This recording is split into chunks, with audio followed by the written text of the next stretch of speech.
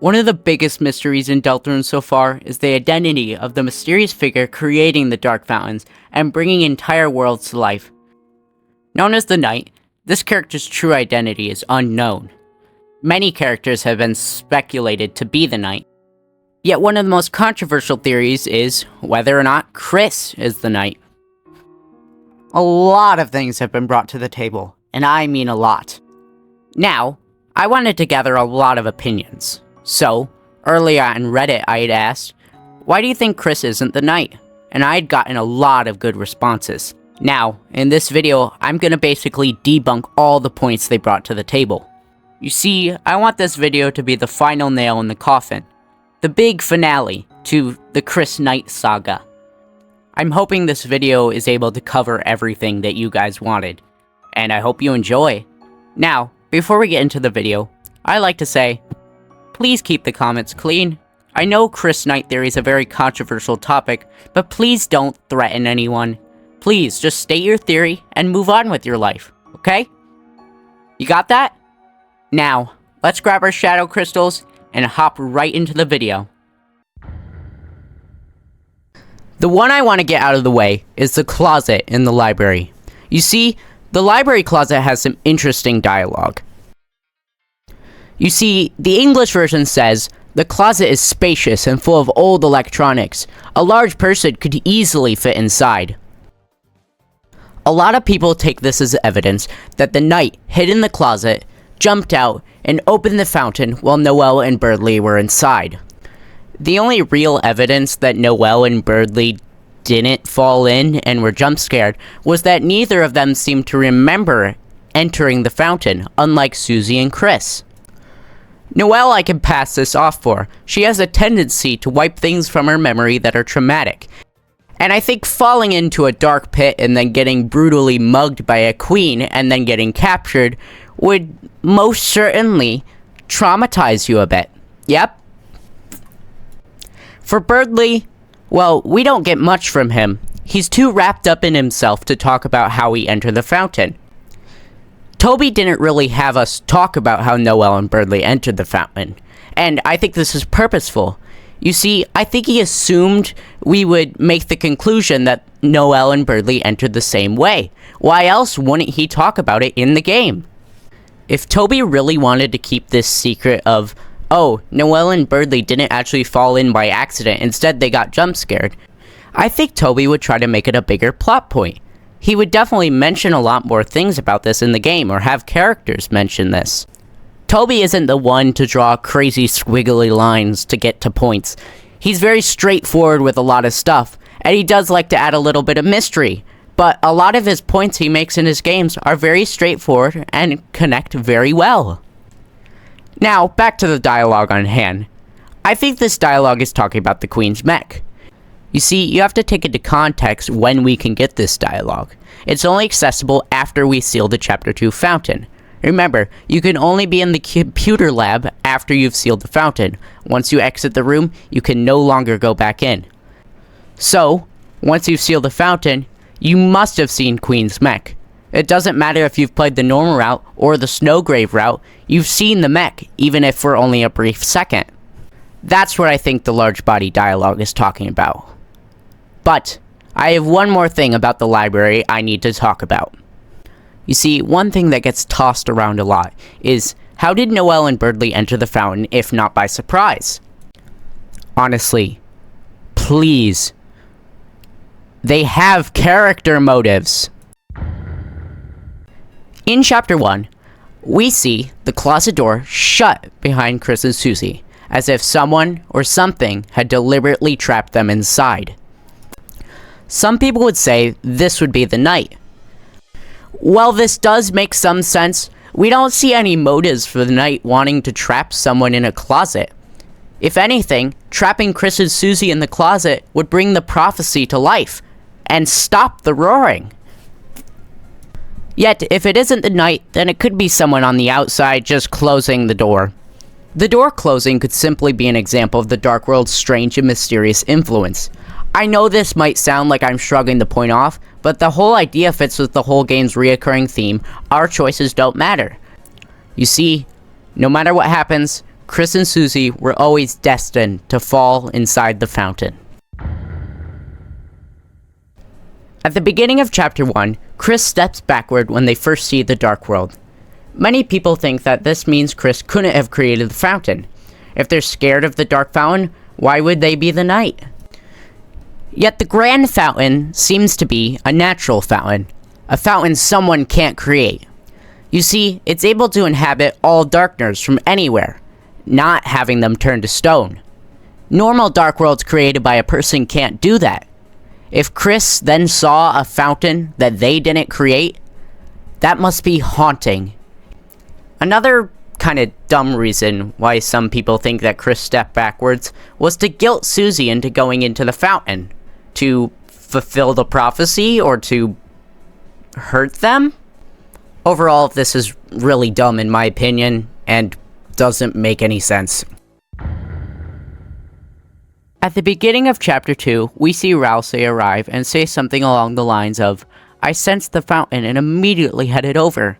Some people say that if the fountain was created last night, then why was Ralsei in the supply closet? Logically, wouldn't that mean the fountain was open sometime after class? Well, no. Ralsei is already a suspicious character and says a lot of things that don't make sense. We see Ralsei in the Snowgrave route almost know what's supposed to happen. If Ralsei knows what's supposed to happen, then Ralsei probably knew they would enter the supply closet fountain first, and needed to be there for Kris and Susie. But again, as we leave the supply closet fountain, Ralsei is very insistent on making us do homework, going as far to banish us from their kingdom. To me, it feels like Ralsei is trying to get Kris and Susie to go to the Cyberworld fountain without telling them, because we, the soul, are watching. The thing that really convinced me that Ralsei was trying to get us to the Cyberworld fountain was them saying, "Good luck today, see you soon," which I don't think I've ever heard someone say, "Good luck today," to their friend. It feels to me like they know what's gonna happen. And I would not be surprised. The most lazy explanation is that Ralsei is an important plot-relevant character. I don't think an explanation is needed for why they need Ralsei in another fountain. And simply saying, "I sensed a fountain," seems like something that is easy to apply to help us understand why Ralsei is in another fountain. During an interview, Toby said that he wanted to add an anime-style intro at the beginning of Deltarune.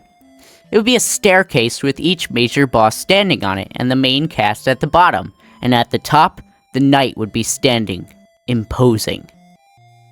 I see the argument that if Kris was the knight, then why would Kris be at the bottom of the stairs and at the top? I can understand what people are getting at, but honestly, there are many anime intros that already do this. Also, this art by Alice Connie Chinabu, I don't think I pronounced that correctly, but check them out. This art is badass and shows how cool it would look. This is very explainable. It has been shown countless times of us making Kris say things they don't want to say. I don't exactly know why Undyne is the only one we can tell, but I clearly think that Kris doesn't want us to spill the beans. But another idea is that Kris is trying to do something with Undyne. Judging by how they slash the tires and cause Toriel to call the police, Kris seems to be trying to lure Undyne in. Why? We don't know, but hopefully we'll find out in Chapter 3. Spamton mentions the knight once. He says, "Speaking of communion, did you know that the knight..." And then panics and freaks out like someone is telling him not to say anything. The line about communion is dug into a lot. A lot of people take it as whoever is the knight is related to the church, because communion is a common practice within the church. But communion can also mean the sharing or exchanging of intimate thoughts and feelings, especially when the exchange is on a mental or spiritual level. Now, I want you to take into context what is happening when we get that dialogue from Spamton. What is Kris and Spamton doing? They're exchanging intimate thoughts and feelings on a spiritual and mental level. They talk secretly about things that are beyond the reality of their understanding. The idea of the fact they're in a game, the fact they're puppets on strings. They're in a communion right at that moment when Kris asks Spamton that question. I think what people forget is that a line before, Spamton uses the word communion again, and he uses it in the exact context that I just mentioned.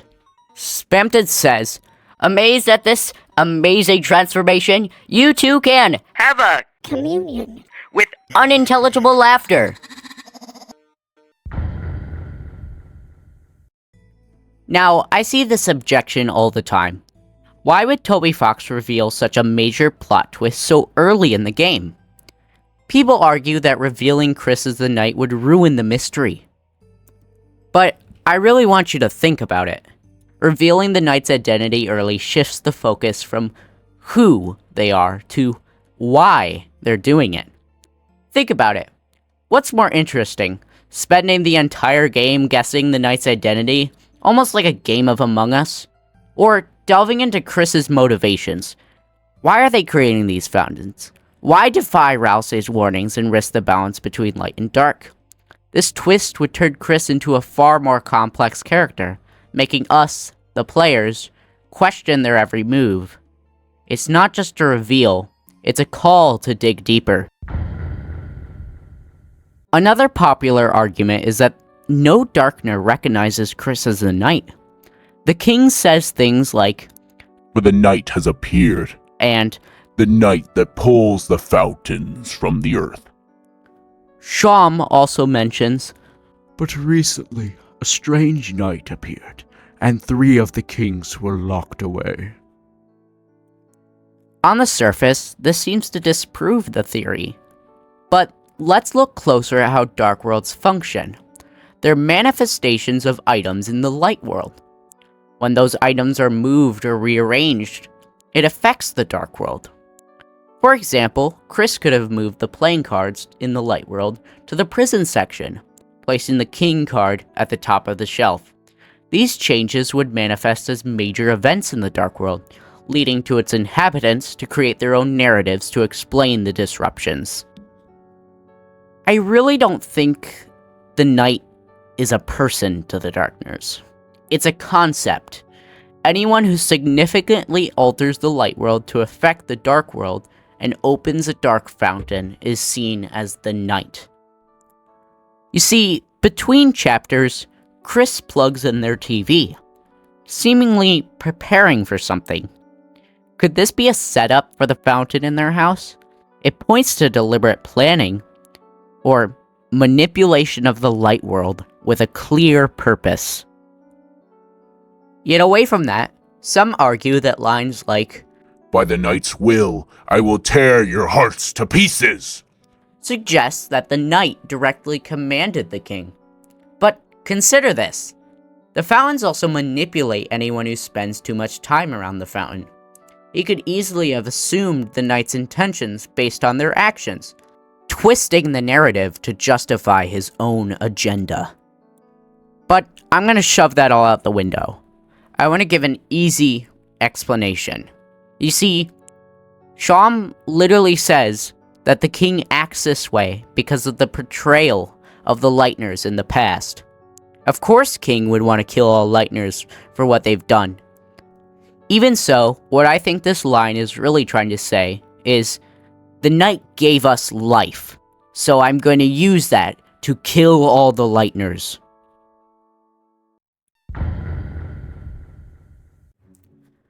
One question I personally have is, if Kris is the Knight, then why would they allow us to see them opening the fountain in Chapter 2?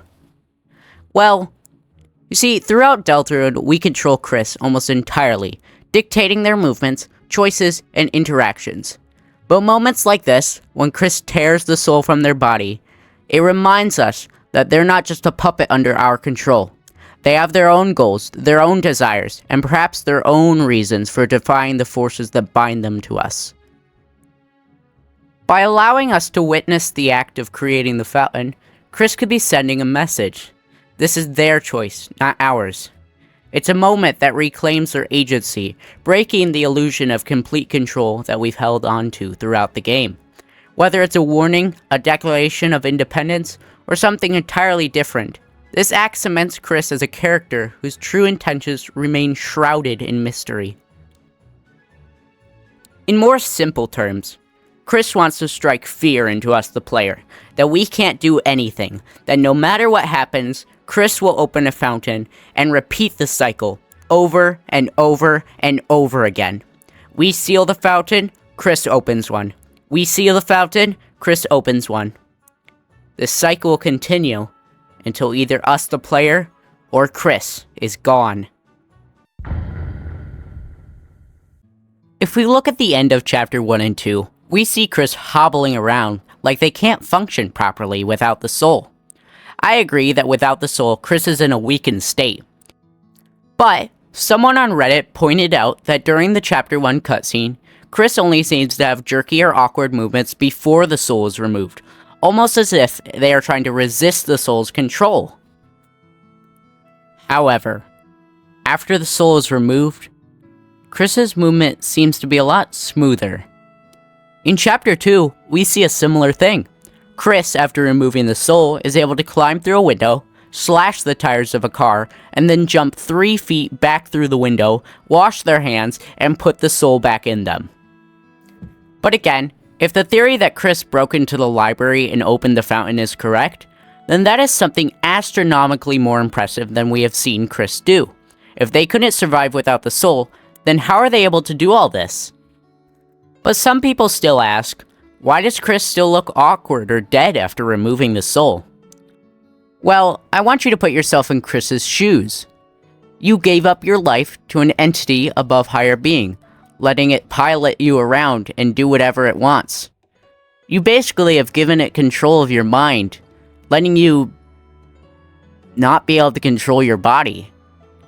Your mind would stop sending signals to the key functions of your body, and you would sit there, letting your body be controlled.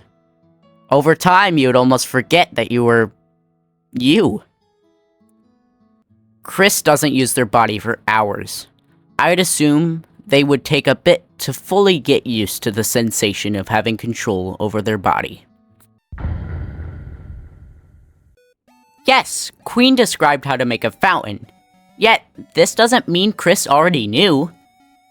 I think the most important thing people forget about this cutscene is the visuals on screen Queen uses. She specifically uses a knife, something only Kris is seen to use.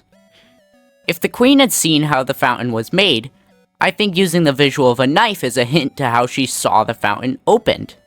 If, for example, Alvin opened the fountain, I would assume Queen would use the visual of a hammer, like theories who support Alvin Knight suggest. During Chapter 2, after speaking with Alvin in the graveyard, when we start leaving, we can hear him say something. And is it right for this hammer to... We don't hear anything else, but this dialogue has convinced many people that Alvin used the hammer to open a fountain. Yet, what I think Alvin is trying to say is either, and is it right for this hammer to be buried here? Or, and is it right for this hammer to represent you? But, if Alvin is the knight, I want to ask an important question. Why, in Gaster's name, would Alvin desecrate his father's grave to open a fountain? He has no good motive. But again, if he did dig up the hammer, why is there no evidence of the dirt being shoveled or replaced? I guess this could be the same as, why is there no evidence of Kris breaking into the library? But honestly, a library is easier and less likely to have tracks of someone breaking in than someone digging up a grave. You know, today is within the time period of 12 at night all the way to tomorrow night. Kris easily could have made the fountain between 12 and 6 o'clock. But again, Queen saying the fountain was created last night would ruin the reveal at the end of the game. If the Queen said the fountain was created a few hours ago, then that would disprove it. Simply saying it was created today doesn't mean Kris couldn't have done it. Toby isn't one to micromanage every detail. Wait. Being the knight doesn't necessarily mean you want to cause the roaring. All people say about the knight is that they opened a fountain, and assume that they wanted to start the roaring based on their actions. Kris, though, seems to have deeper motives. Judging by how they manipulate the light world to affect the dark world, seems to show me that they want something, or are trying to achieve a goal. We know that Kris gained this soul from a place that seems to be darker than dark. The place where W.D. Gaster is chillin'. Personally, I think this is the Angel's Heaven. A dark void that contains darkness. If Kris is trying to open fountains to get to this darker than dark place, then I think Kris might be trying to free themselves from the soul. By completing the prophecy as fast as possible, then they might be able to free themselves. But if this is true, then why does Kris keep the soul, or put it back in them?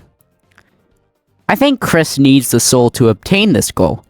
Remember, Kris can't seal a fountain without the soul. If the goal is to complete the prophecy, then the soul is necessary. Kris needs it to seal the Angel's Heaven. When we die in Deltarune, and select the Give Up option, it says, "And the world was covered in darkness." This to some people means that the knight got away with their plans, since Kris couldn't stop them. But remember that the soul and Kris are separate entities. Kris can still survive without the soul, and technically could do what Birdly almost did. Open a fountain within a fountain. But just because it says the world was covered in darkness, doesn't mean it had to be the night. The world being covered in darkness could represent that the Queen and King succeeded in their plans. Without Kris to stop them, the fountain's darkness would keep spreading, and Queen would get Noelle to open a fountain within a fountain. Okay, we're getting really close to the end of the video, and I have 2 more points to make. Well, I wouldn't really call them points. I want you to honestly explain to me how this is a red herring. We saw Kris open a fountain in front of us. If they aren't the knight, then who is? Did we hallucinate Kris opening the fountain? What? If someone else is in the night, then why did we see Kris open a fountain? Why would we see this happen? Sorry, I lost control of myself there. Just don't want to see any more dumb reasons why Kris isn't the knight. Oh, come on! Well, you've made it to the end. I hope you enjoyed the video. I spent a lot of time on this. And maybe hit that subscribe button or like, I don't know. What do YouTubers say? Okay, see ya!